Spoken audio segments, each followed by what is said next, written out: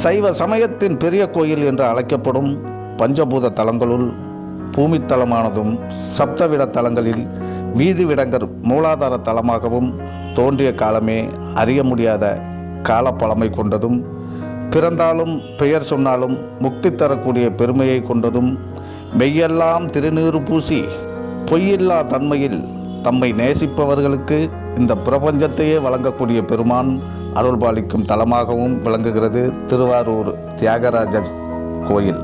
நவ கிரகங்கள் அனைத்தும் ஒரே நேர்கோட்டில் நின்று தரிசனம் தரும் திருத்தலம்.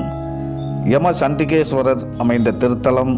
சுந்தரருக்காக சிவனே வீதியில் நடந்து சென்று பெண் கேட்ட திருத்தலம். கர்நாடக சங்கீத மும்மூர்த்திகள் தோன்றிய திருத்தலம். நமினந்தி அடிகள் நீரினால் விளக்கு ஏற்றிய திருத்தலம்.